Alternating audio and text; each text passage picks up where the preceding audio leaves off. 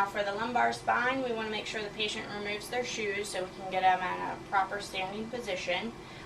We also want to make sure you shield the patient, which on the AP we're going to have to do a shadow shield. So let's remove the leg shield. Have the patient stand with their back up against the board. Your SID should be 40. Your central ray needs to be lined up at, you want to do centering at the top of the crest. You can do 2 fingers up. Then you want to open up your collimation. For an AP lumbar, you want to see the tops of the femurs. Line your bucket up to your central ray. Put your shadow shield on.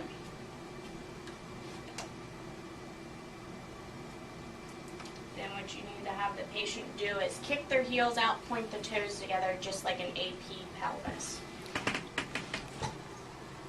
And make sure your knees are locked.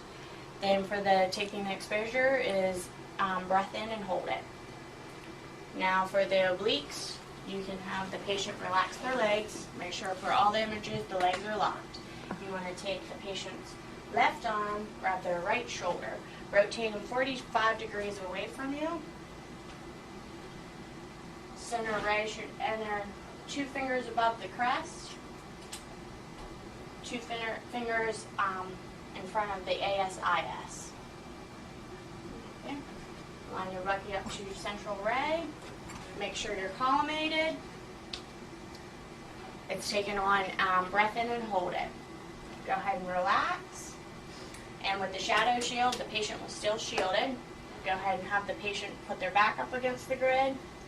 Make sure they're centered. Have the patient take their right arm, grab their left shoulder, rotate 45 degrees towards you. Centering is also the same. 2 fingers above the crest, 2 fingers in front of the ASIS. Then you take the film again on inspiration, hold it.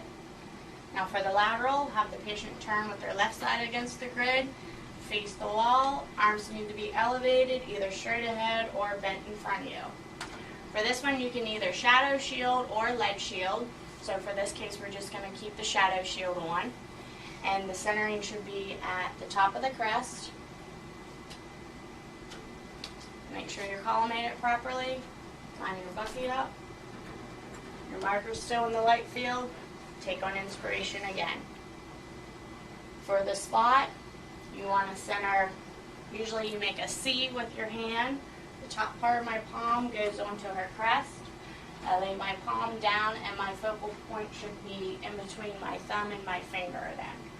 You want to take it at 90 degrees whenever they're standing. Whenever they're laying down, it's a 5 to 3 degrees depending if it's male or female. So let's center it.